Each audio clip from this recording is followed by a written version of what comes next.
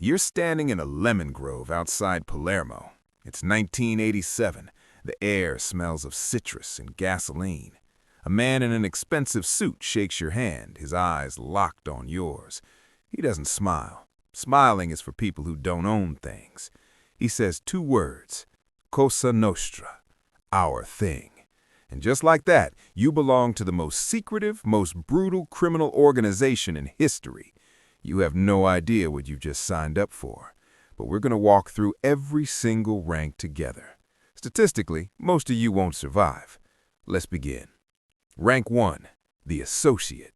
Officially, you don't exist. You are not in Cosa Nostra. You're a ghost with a job description. You move things, you stand in places, you wait by a car for 3 hours without asking why. Questions are for people who want answers, and answers here have consequences. Your payment? Maybe some cash, maybe just a nod from a man who could make you disappear and sleep soundly that night. This is the audition. Every move you make, how you handle pressure, whether you flinch, it's all being cataloged by men who've been doing this since before you were born. They aren't looking for talent, they're looking for obedience wrapped in competence. Most associates never get promoted. They stay in this gray zone forever, useful enough to keep, but never trusted enough to bring inside. But you're different. You've been tested in ways you didn't even realize were tests. You get the call. Welcome to Rank 2, the Picciotto, the foot soldier. Congratulations, you are now technically dangerous. You are the muscle. You're the one who shows up when a shop owner hasn't paid their pizzo, their protection money. You don't shout threats. You walk in, you drink their espresso, you compliment the decor, and you leave a number. Everyone knows what the number means. It's the most polite extortion in the world. But now, the rules apply to you. All of them. The 10 commandments of the Mafia are now your scripture. No cheating with another member's wife. No frequenting bars, no talking to cops. You've joined the world's most violent monastery. And omertà, the code of silence, isn't a metaphor. It's the wall that keeps this entire structure standing. Break it, and you don't get fired. You get erased. You survive. You profit. You climb. Rank 3, the Capodecina, head of 10. Middle management has never been this lethal. You now run a decina, a crew of about 10 soldiers. You are the human infrastructure of organized crime. You collect from your men and you pass it up to your boss. The money flows upward, always. It's a river that only runs one way, and it drowns anyone who tries to change its course. The brutal reality is you're now accountable for everything your men do. If one of your soldiers gets drunk and shoots the wrong person, it's a catastrophic problem. So you eat dinner with your family and smile. You go to church on Sunday. Yes, they go to church. The hypocrisy is breathtaking. And you shake the priest's hand. Then on Monday morning, you're back to being the most dangerous middle manager in Sicily. Years pass. You've proven your worth. You reach the final level we'll discuss today. Rank 4, the Capomandamento, the district chief. You no longer just work for the organization. You now own a piece of the island. You oversee an entire mandamento, a district of 3 to 5 families. You sit on the provincial commission. Suddenly, politicians call you, construction contractors call you, judges call you. Because in Sicily, Cosa Nostra doesn't just operate alongside the state, it becomes the state. The line between government and mafia isn't blurry, it's invisible. The infamous sack of Palermo, the catastrophic overdevelopment of the city, that was essentially a Capomandamento's business plan executed at an urban scale. But with this power comes visibility.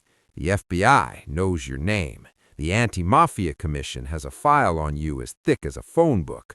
Men like the magistrate Giovanni Falcone are building cases, flipping informants, tracing every single lira. You are no longer anonymous. In this world, anonymity was your armor. You just took it off. Let's continue with rank 5, the consigliere, the smartest man who pretends he isn't there. You command no soldiers. You collect no money. You don't appear in history books intentionally. What you have is access. Total, unrestricted access to the boss's ear.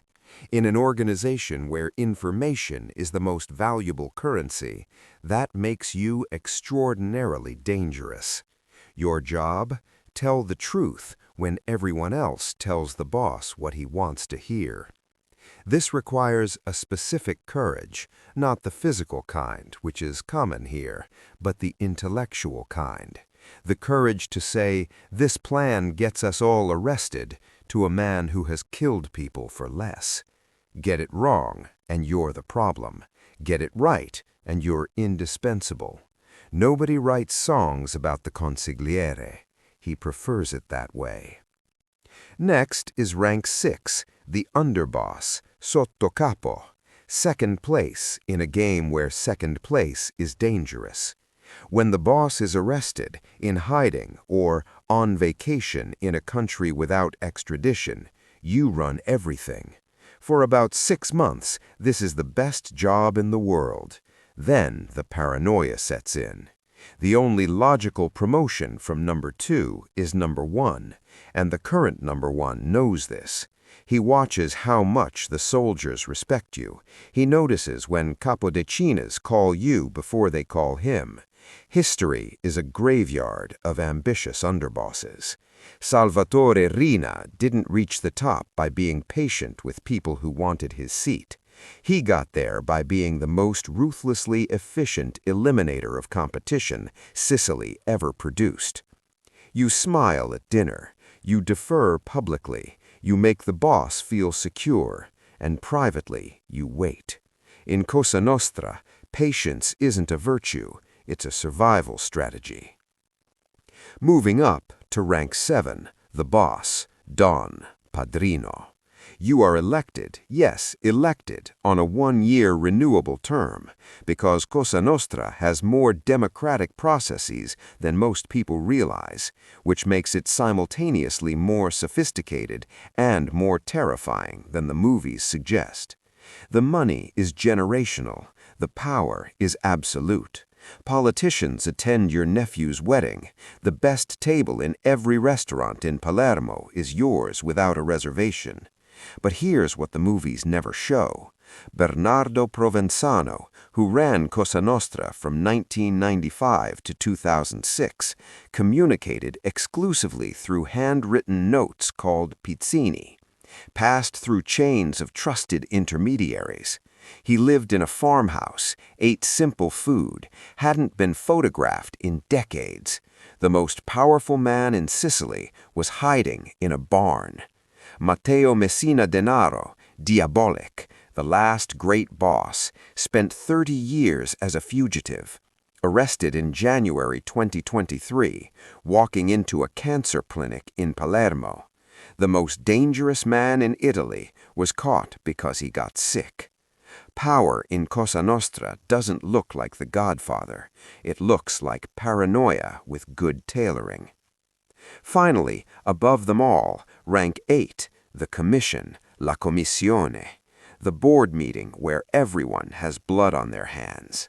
Above the bosses sits la commissione, representatives from each provincial family, the closest thing Cosa Nostra has to a parliament, except this parliament approves murders. Any killing crossing family lines requires a vote. It is, structurally, a remarkably organized system for an organization built entirely on violence and secrecy. The commission was exposed during the Maxi trial of 1986-87, the largest criminal trial in history, prosecuted by Falcone and Borsellino, 2 men who knew they were signing their own death warrants. 338 mafiosi convicted, the entire architecture of Cosa Nostra laid bare.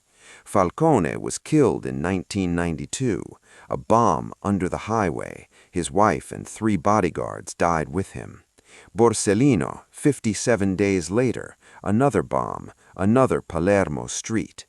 The commission had spoken, and yet Cosa Nostra still exists. In February 2025, Italian police arrested 181 people in a single operation targeting Cosa Nostra in Sicily. 181 people in 2025.